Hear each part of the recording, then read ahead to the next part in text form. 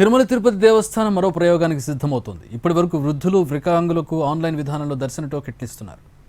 త్వరలోనే వారికి ఆఫ్లైన్ విధానంలో దర్శన టికెట్లు జారీ చేసేందుకు ఏర్పాట్లు చేస్తోంది.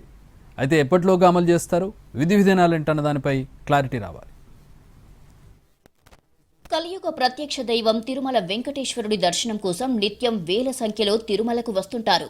వారి కోసం టీటీడీ అనేక రకాల క్యూ లైన్లు నిర్వహిస్తోంది. సర్వదర్శనం, 300 రూపాయల ప్రత్యేక ప్రవేశ దర్శనం, నడకదారి, వీఐపీ బ్రేక్ దర్శనం, వృద్ధుల, వికలాంగుల క్యూ లైన్లు ఇలా పలు మార్గాల్లో భక్తులను దర్శనానికి అనుమతిస్తుంటారు. అయితే రకరకాల కారణాలతో సర్వదర్శనం భక్తులకు వెయిటింగ్ టైం పెరుగుతూ వస్తోంది. దీంతో వయసు పైబడిన వారు, ఆరోగ్యం సహకరించని వారు, దివ్యాంగులు గంటల తరబడి ఎదురు చూడాల్సి వచ్చేది. అలాంటి వారి ఇబ్బందులను గుర్తించి దేవస్థానం అప్పట్లో ప్రత్యేక దర్శనానికి అనుమతిచ్చింది. అందులో భాగంగా మహాద్వారం నుంచి కొంతకాలం పంపించారు. అక్కడ కూడా నంబర్ పెరగడంతో కంట్రోల్ చేశారు. తర్వాత అది నిలిపివేశారు. దక్షిణ మాడవీధిలో ప్రత్యేకంగా షెడ్స్ ఏర్పాటు చేసి టోకెన్లు మ్యూజియం ఎదురుగా ఉన్న కౌంటర్లలో జారీ చేస్తున్నారు. ఉదయం 10 గంటలకు, మధ్యాహ్నం 3 గంటలకు దర్శనానికి అనుమతించేలా సెట్ చేశారు. ఉదయం 700 మందిని, మధ్యాహ్నం 700 మందిని అనుమతించడం ప్రారంభించారు.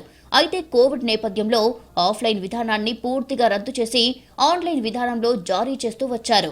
అది కూడా ఉదయం స్లాట్ క్యాన్సిల్ చేసి మధ్యాహ్నం 3 గంటలకు 700 మందిని మాత్రమే దర్శనానికి అనుమతించారు. తర్వాత ఎలాంటి టోకెన్లు లేని వారికి స్వామివారిని దర్శించుకోవడం కష్టతరంగా మారింది.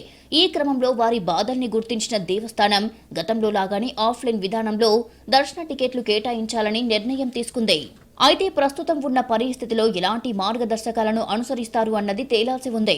ప్రస్తుతం ఆన్లైన్ విధానంలో నిత్యం 700 టోకెన్లు జారీ చేస్తుండగా ఆఫ్లైన్ మోడ్లో ఎంతమందిని పంపిస్తారో స్పష్టత రావాలి.